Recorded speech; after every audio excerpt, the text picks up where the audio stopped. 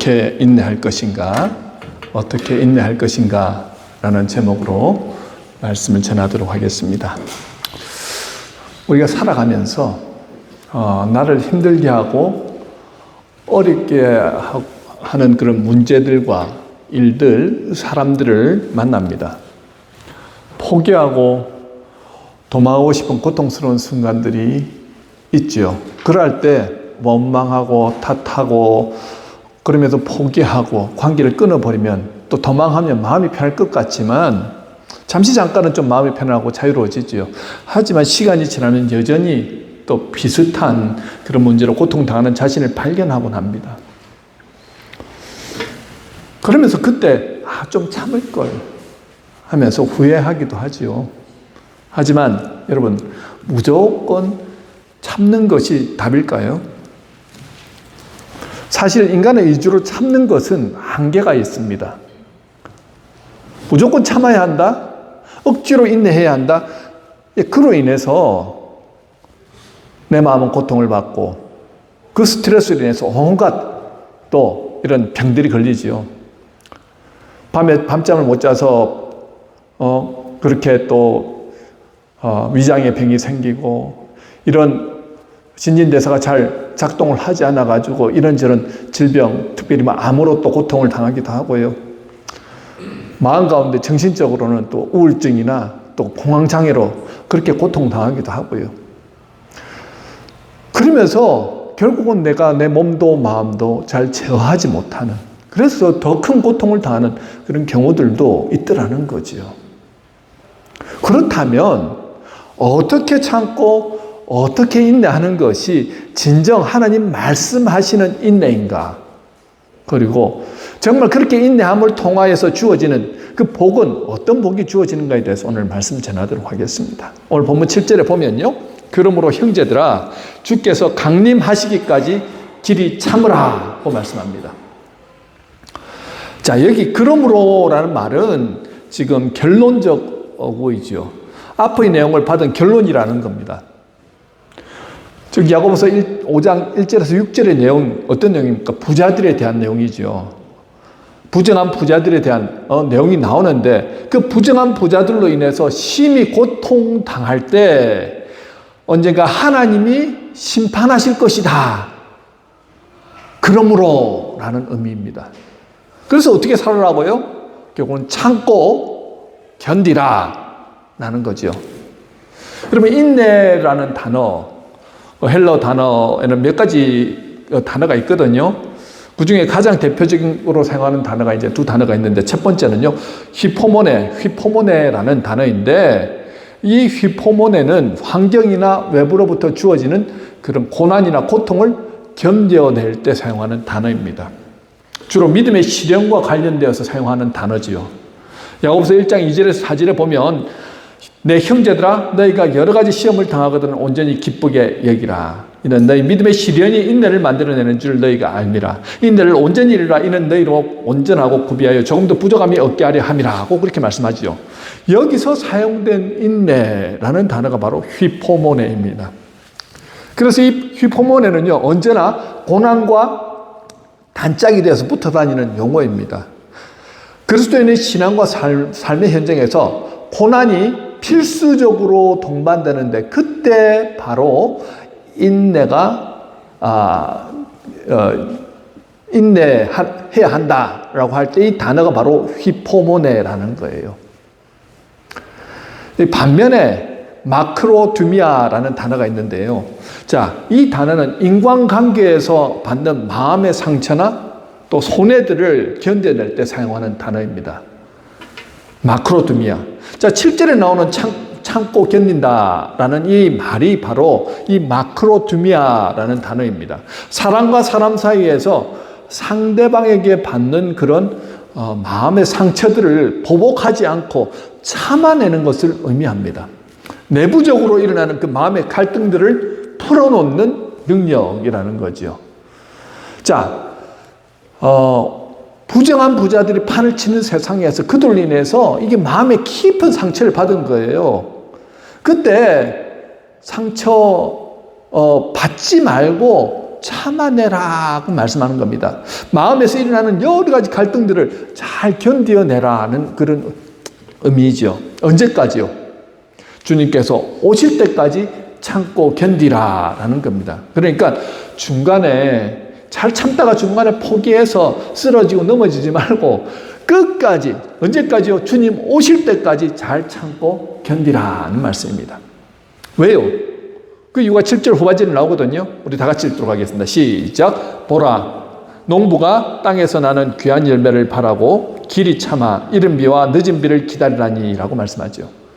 자, 농사는 많은 인내를 요구하는 일입니다. 열매는요, 하룻밤 사이에 맺어지는 것이 아니지요. 땀 흘리고 애쓰고 노력해야 합니다. 자, 농부가 비닐하우스에서 여러분 시금치를 재배해가지고 우리 밥상에 올리기까지 몇 번의 손이 거치는 줄 아십니까? 시금치를 밥상에 올리기까지는 사람의 손이 한 30번 정도 가야 된다는 거예요. 그러면 우리 벽시 하나이 우리 식탁에 밥상에 올라오기까지는 몇 번 정도 사람의 손길이 거친 줄 아십니까? 88번의 손길이 거쳐야지 우리가 그것을 먹을 수 있다는 거예요. 자, 정말 노력해가지고 결실을 맺으면 참 좋겠지요. 그러나 농부가 아무리 노력해도 어떻게 할 수 없는 요소들이 있지 않습니까? 날씨, 비, 햇빛 이런 것들은 농부가 어떻게 통제할 수 없는 것입니다. 한국의 과일값이 천정부지로 올라서 사과 한 알에 10,000원, 15,000원 뭐 이렇게 금사과라고 부르지 않습니까? 언제부터 금사과 되었습니까? 추수를 하려고 했는데 열심히 뭐 비료도 주고 정성껏 가지고 왔는데 갑자기 비가 온다든지 갑자기 자연재해로 인해 가지고 모든 열매가 이제 쓸모없는 것이 되었을 때는 거의 금사과가 되더라는 거죠. 먹고 싶어도 먹을 수 없는 그런 한계 상황에 오더라는 것 아닙니까? 어떻게 할 수 없는 상황이 되더라는 거죠. 다만 기다릴 수밖에 없다는 거예요. 오늘 야고보 장로가 말하는 유대 팔레스타인 땅에서 그 농사는요, 더욱 인내를 필요로 하고 있습니다.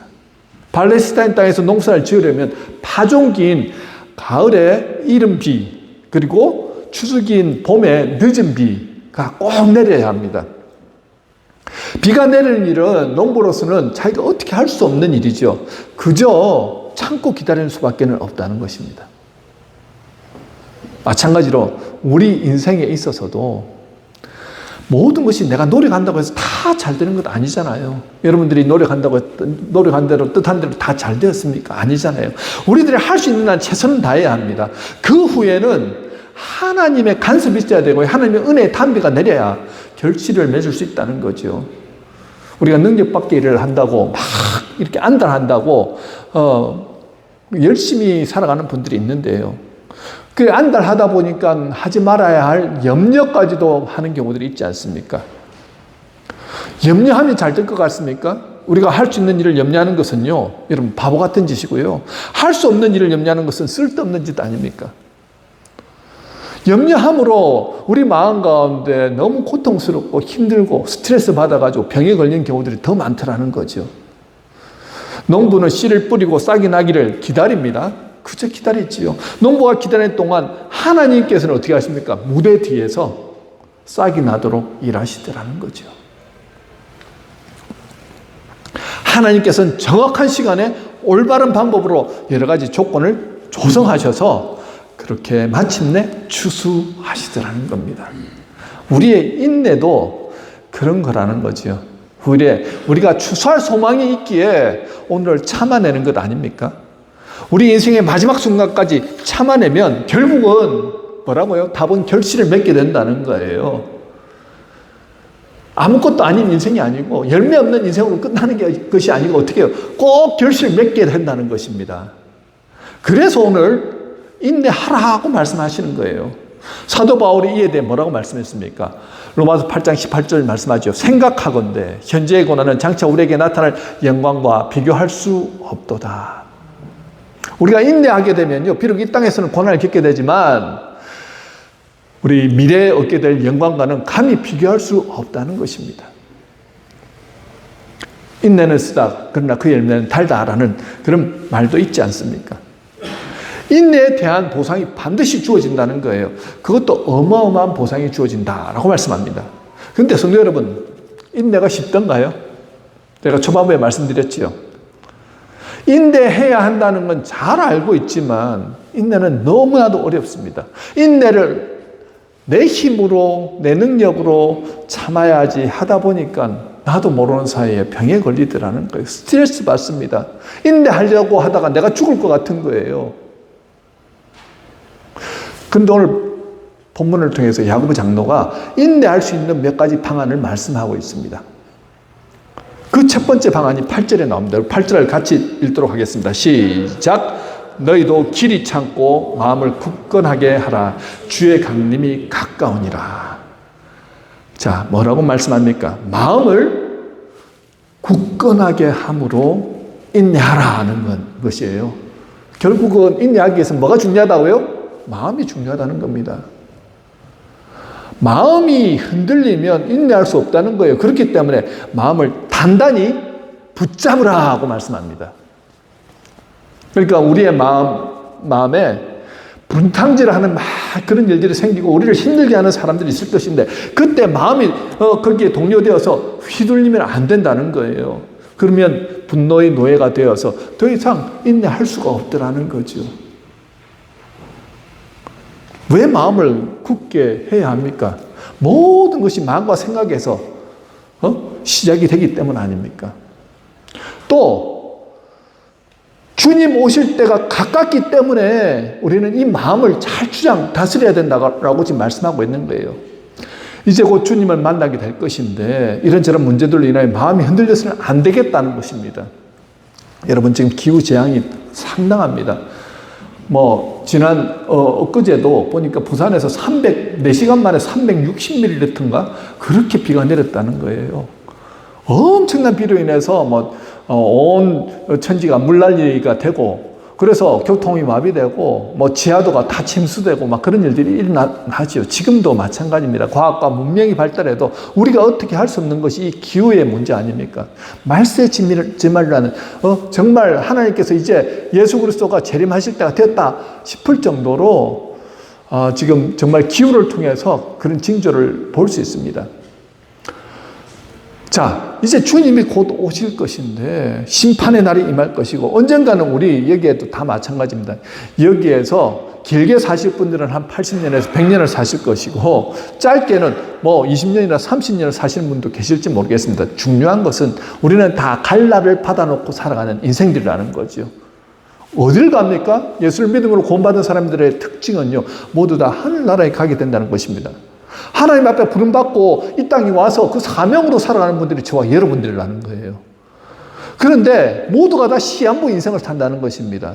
이 시한부 인생, 우리가 하나님의 나라와 그 뜻을 위해서 살아가야 하는데 이 마음에 이 여러 가지 갈등이나 어려움으로 인해 가지고 정말 중요한 일들을 하지 못하고 어떻게 해요? 결국은 인내하지 못하고 하다가 하나님 나라에 그냥 정신없이 살다가 가게 되는 그런 순간이 오는 것처럼 안타까운 일이 있겠습니까? 이제 얼마 남지 않은 날을 우리가 정말 돈 많이 가진 사람 바라보면서 나는 왜 돈을 가지지 못했지 하면서 돈을 향해서 정신없이 이렇게 부러워하면서 사는 인생이 되어야 되겠냐는 거예요. 누구와 갈등을 겪으면서 그렇게 지옥 같은 삶을 살면서 그런 인생을 살아가야 하겠냐는 거죠. 여러분 한번 보십시오. 이제 한 달 후면 내가 영원한 나라, 하나님 나라에 가게 될 것인데 내 마음을 지옥으로 그렇게 만들면서 남은 한 달을 고통스럽게 사는 것이 그게 맞겠냐는 것입니다. 여러분 우리가 앞으로 이제 얼마 남지 않은 그 인생 동안 살아갈 날이 얼마 남지 않았는데 정말 하나님 앞에서 너 뭐 하다 왔느냐 했을 때 하나님 나는 하나님 나라를 위해서 이런 일도 하고 저런 일도 하고 정말 영혼 구원을 위해서 하나님께 영광 돌리기 위해서 열심히 살다 왔습니다 라고 자신감 있게 말해야 되는데 하나님 저는 걱정거심만 하다가요 나름대로는 열심히 산다고 했는데 그렇게 불편하게 나도 어쩔 수 없이 그렇게 살아왔습니다 라고 부끄러워하면서 하나님 앞에 서서는 안 되겠다는 거죠. 정말 우리 마음에 하나님을 향한 그 열망으로 가득 차서 하루하루를 어떻게 해요? 소중하게 보내면서 살아가야 되지 않겠습니까? 그러면 여러분 주님 만날 날이 가깝다는 이 심정으로 하루하루를 살아가야 한다는 것입니다. 그렇게 잘 살기 위해서는 어떻게 해야 될까요? 마음이 흔들려서는 안 되죠. 우리의 시선이 계속해서 우리의 상황과 환경만 바라보다 보니까 계속해서 갈등이 일어나고 어려움이 생기고 참아야지 하다 보니까 스트레스만 받고 정신적으로 또 육체적으로 병에 걸리고 스트레스를 받고 그러죠. 그것을 이길 수 있는 유일한 한 가지 방법은요, 결국은 주님 안에 가는 수밖에 없다는 거예요. 내 마음이 굳건하게 서기 위해서는 어디에서 굳건하게 설 수 있습니까? 나도 내 마음을 알 수 없는데 목사님 어떻게 하면 좋습니까? 라고 얘기합니다. 내 마음은 주님 안에 있을 때 가장 자유를 누리고요, 가장 평안을 누립니다. 오늘 찬양 가운데도 그렇지 않습니까? 내가 예수님 만나고 나서 생수 알고 나서 주님의 뜻대로 살다 보니까 내 안에 자유가 임했습니다. 주님의 말씀 안에서 살다 보니까요, 내 안에 기쁨이 넘쳤습니다. 주님 안에 답이 있더라는 거예요. 우리의 시선이 계속해서 사람을 바라보고 환경을 바라보고 불평하고 걱정하고 염려하고 하다 보니까 주님이 함께 하실 때 우리의 평화가 임하고 우리에게 자유가 임하고 우리에게 기쁨이 임하는데 주님과의 관계는 점점 멀어지더라는 거죠. 가장 힘쓰셔야 될 게 마음을 굳건하기 위해서는 뭐부터 해야 된다고요? 주님과의 관계를 올바르게 재설정하셔야 된다는 것입니다. 일어나는 첫 시간부터 주님께 집중하십시오. 주님이 도와주셔야지 오늘 하루가 천국 같은 삶을 살 수 있습니다. 믿으십니까? 주님이 함께 하셔야지 오늘 하나님 나라 일을 위해서 하나님이 기뻐하시는 일을 할 수 있다는 거예요. 그러면 짧게라도 괜찮습니다. 하나님, 오늘도 하나님의 뜻을 이루기를 원합니다. 주님과 대화하는 거예요. 여러분들이 차 타고 가시면서 버스를 타든 지하철을 타든 잠시라도 하나님 말씀을 읽는다든지 하나님께 기도한다든지 하는 그것이 바로 주님과 관계를 맺는 것이죠. 일터에서 일을 하기 전에 잠시 1분의 짬이 난다고 했을 때도 하나님 오늘도 도와주셔서 하나님의 은혜 가운데 살게 해주십시오. 계속해서 시간이 날 때마다 주님과 관계를 맺는 것입니다. 주님의 도우심을 구하는 거예요. 그렇게 할 때 내 마음을, 나도 내 마음을 모르는데 그러나 주님은 내 마음을 아시고 내 마음을 어떻게 해요? 내 마음 안에 역사하심을 통해서 내 마음에 평화를 주시고 자유를 주시고 기쁨을 허락하여 주신다는 것입니다. 주님이 함께 하시는 사람이 어떻게 해요? 인내할 수 있다는 거예요. 마음을 굳건히 한다는 것이 그것입니다. 내가 굳건히 해야지 한다고 굳건히 되던가요? 안 되더라는 거죠. 주님 은혜 안에 머물 때 내 마음이 진정한 자유를 누리고 기쁨을 누리고 평화를 누린다는 것입니다. 그래서 평화롭다라고 고백하잖아요. 누가 행복한 사람입니까? 마음의 평화를 누리는 사람이 진정한 행복한 사람 아닙니까? 그 평화는 누구로부터 주어진다고요?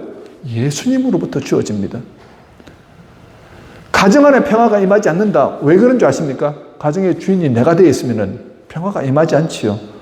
아내가 주인이고 남편이 주인이고 자녀가 주인이면요, 평화가 임하지 않습니다. 그러나 주님이 주인 되시면요, 주님이 주시는 평화로 인해서 우리 모두가 평화를 누린다는 거죠. 직장도 마찬가지고 학교도 마찬가지고 사업터도 마찬가지라는 것입니다. 마음을 굳건하기 위해서는 첫 번째 뭘 하라고요? 주님 안에 거하시라는 겁니다. 내 시선이 누구에게 집중하라고요? 주님께 집중하라는 거예요. 두 번째, 야고보 장로가 제시하는 인내를 위한 두 번째 방안은 9절입니다. 우리 한 목소리를 읽도록 하겠습니다. 시작. 얘들아, 서로 원망하지 말라. 그리하여야 심판을 면하리라. 보라, 심판주가 문 밖에 서 계시니라. 뭐라고 말합니까? 인내하기 위해서는 서로 원망 멈추라는 거예요. 서로를 향한 원망을 멈추라. 여러분, 관계가 힘이 들면요, 나타나는 현상이 서로 탓하는 거 아닙니까? 부부관계 두 사람밖에 모릅니다. 다 상대방을 탓하잖아요. 문제가 일어나면 결국은 원망과 불평하다가 싸우게 되고요. 그러면 서로에게 깊은 상처를 주게 되고 결국은 관계가 깨어지는 것을 경험하지 않습니까? 그래서 서로를 향한 원망을 멈추라고 말씀합니다. 여러분, 불평과 원망은 관계를 깨는 주범입니다. 인간관계에서 인내하지 못하게 가로막는 가장 큰 장애물이 뭐라고요? 원망과 불평입니다. 이 불평이나 원망은요, 굉장한 전염성이 있습니다. 코비드19로 인해서 우리가 그 전염성이 얼마나 대단한지 경험하지 않았습니까? 불과 한 달도 안 되었는데 캐나다 땅에 정말 그 코비드가 전염되어 가지고 얼마나 많은 사람들이 목숨을 잃었습니까?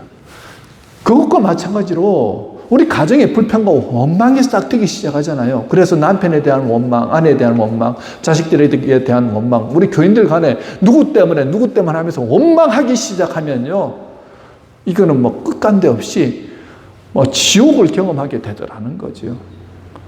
여러분, 이스라엘 백성들 한번 바라보십시오. 적과 꿀이 흐르는 땅으로 하나님이 함께 하시면서 그냥 가기만 하면 정말 천국을 경험하는데, 그들이 가데스 바디아에서 이스라엘 백성들이 하나님을 원망했을 때 그걸 들으신 하나님이 어떻게 하십니까? 무슨 벌을 주셨나요? 안 가도 될 38년 더 많은 광야 생활을 하게 하십니다. 광야 생활을 하다가 결국은 광야 1세대들은 그 안에서 그냥 모두가 죽게 되죠. 얼마나 많은 사람들이 광야 생활 때문에 고달픔을 겪었고 그러면서도 끊임없이 불평하고 원망하는 그 모습이 이스라엘의 모습이었고, 바로 오늘 살아가는 저와 여러분들의 모습 아닙니까? 여러분, 이 원망과 불평 끊어내지 않으면 하나님은 우리를 내버려 두실 수밖에 없습니다. 여러분, 하나님의 심판이 무엇인지 아십니까? 너 하고 싶은 대로 하라고 내버려 두면요, 우리 저풀에 그냥 악한 사탄의 종로로 타면서 그렇게 고통과 고난 가운데 살아갈 수밖에 없다는 거예요. 그것을 이기기 위해서 뭐라고요? 원망과 불평을 끊어버려야 된다는 거예요. 잘라버려야 된다는 것입니다. 가정 안에 원망과 불평이 있으면 누구부터 끊어야 됩니까? 당신부터 끊으십시오가 아니라 바로 나부터 끊어야 된다는 것입니다. 내 입술에서 계속해서 원망과 불평이 나온다. 여러분, 내가 지금 악한 사탄의 종노릇 하고 있다고 생각하면 됩니다. 목사님, 저는 기도하는데요, 저는 말씀 보는데요, 그런데도 원망과 불평이 계속해서 나온다. 여전히 악한 사탄의 종노릇 하고 있다는 거예요. 자기가 주인이 되기 때문에 하나님의 뜻 안에서, 하나님의 은혜 안에서 가지 못하니까 원망과 불평이 나오죠. 성령께서 역사하시면 그 안에서 뭐가 나옵니까? 첫 번째 드러난 현상은요, 감사입니다. 두 번째 드러난 현상은요, 용납이고 용서입니다. 세 번째는요, 사랑하는 마음이 막 생긴다는 거예요. 그런데 우리 안에 악한 영이 역사할 때는 다 미워지는 거예요. 나는 잘못이 없고 저 사람 때문에 그렇다고 남 탓하게 되고 불평하게 되고 원망하게 되더라는 거예요. 이스라엘 백성들이 그렇게 해서 고통당하였습니다. 하나님이 내버려 두셨어요. 하나님이 간섭하지 않으면요, 우리는 연약해서 쓰러질 수밖에 없습니다. 꼭 기억하십시오. 끊어내기 위해서는 그럼 어떻게 해야 됩니까? 반대로 하시면 됩니다. 하나님, 나는 감사를 선포하겠습니다. 하나님께서 주시는 것에 대한 감사. 아니, 아직 일어나지 않았지만 나는 미리 감사하겠습니다 하면서 감사를 선포하면서 나가보십시오. 내 마음이 달라집니다. 상대방을 바라보는 눈이 달라집니다. 이제 나는 절대로 불평하지 않겠습니다. 불평이 나오려고 하면 나서는 예수 그리스도의 이름으로 선포하고 대적하면서 나갑니다. 그러면서 내 자신이 달라지는 거예요. 달라진 내 자신을 내 아내나 내 남편이 바라보면서 달라집니다. 우리 자식들이 달라지지요. 아무리 내가 의롭고 옳고 내 말이 정답이야, 내 뜻대로 왜 안 해? 라고 아내가 남편에게 얘기를 할 때 남편은 무슨 생각합니까? 한 귀로 듣고 한 귀로 흘러버리지요. 관계가 회복이 안 되더라는 겁니다. 그런데 잔소리는 뚝, 불평 원망은 뚝 끊어버리고 그때부터 남편을 인정해주고 감사하고 칭찬해주기 시작하니까 우리 아내가 달라졌네? 하면서 남편이 더 잘하려고 하더라는 거죠. 아내도 마찬가지입니다. 교회도 마찬가지라는 거예요. 서로를 세워주는 공동체, 서로를 인정해주는 공동체 가운데 성령께서 역사하시더라는 겁니다. 하나님이 일하실 수 있는 분위기로 만들어 가야죠. 왜 악한 사탄의 종노릇이 돼서 우리가 서로를 원망하고 불평하고 내가 마치 정답인 양 그러면서 교회 공동체가 막 좋아지지 않고 어려워지더라는 거예요. 그거는 우리 교회만의 문제가 아니라 지금 이 땅에 존재했던 교회들의 모든 교회들의 어려웠던 모습들이 바로 그 모습이었습니다. 왜 그렇습니까? 인간은 재성이 있기 때문에 그렇고요. 악한 사탄은 꼭 그렇게 역사함을 통해서 관계를 깨뜨리고 하나님과의 관계도 멀어지게 만들고 교회도 무너뜨리더라는 것입니다. 그렇기 때문에 어떻게 하라고요? 반대 방법으로 하자는 거예요. 절대로 내 입술에서는 원망과 불평하지 않겠습니다. 결단하시고 끊어내시고 해야 할 것은 이제부터는 나는 감사만 하겠습니다. 하나님의 가르쳐 주신 방법으로 하겠습니다. 그럴 때 성령께서 역사하세요. 그렇게 감사로 계속해서 말하고 그렇게 살아가려고 애썼는데 나도 모르는 사이에 하나님께서 결실을 맺어가시더라는 거예요. 되는지 안 되는지 한번 시험해 보십시오. 이것은 시험해도 괜찮습니다. 왜냐하면 검증된 방법이고 하나님께서 약속하신 방법이기 때문이죠. 세 번째, 인내를 향한 세 번째 방안은 10절입니다. 우리 함께 읽도록 하겠습니다. 시작. 형제들아, 주의 이름으로 말한 선지자들을 고난과 오래 참음의 본으로 삼으라. 인내하기 위해서 선지자들을 롤 모델로 삼으라는 거예요. 여러분, 왜 하필이면 선지자들일까? 그런 생각 들지 않습니까? 이 땅에서 하나님을 대면한 두 사람이 있습니다. 첫 번째는 제사장이고 두 번째는 선지자거든요. 자, 제사장은 인간의 제 문제를 들고 나가서 하나님 앞에 나가는 직분 아닙니까? 그렇기 때문에 백성들을 변호하는 직분이다 보니까 백성들로부터 환영을 받고 존경을 받았습니다. 하지만 선지자는 어떻습니까?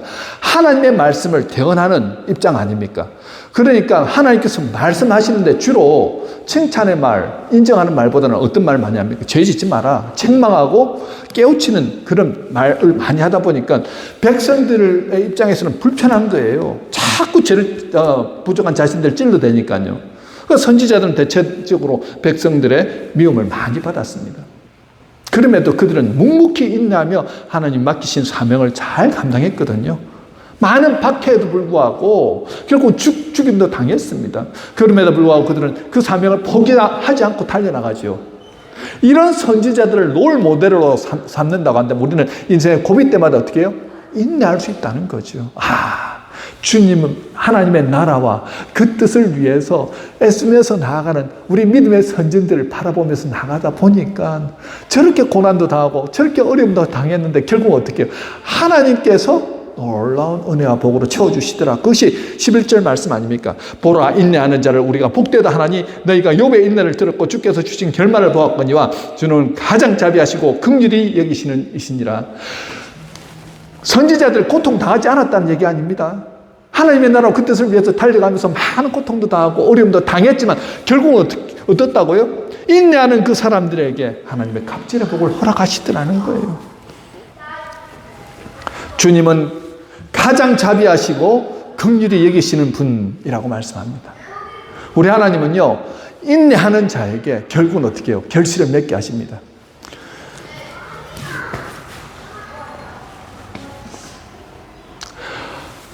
초대교회 때 성령 충만 임하고 엄청난 부흥이 일어났잖아요.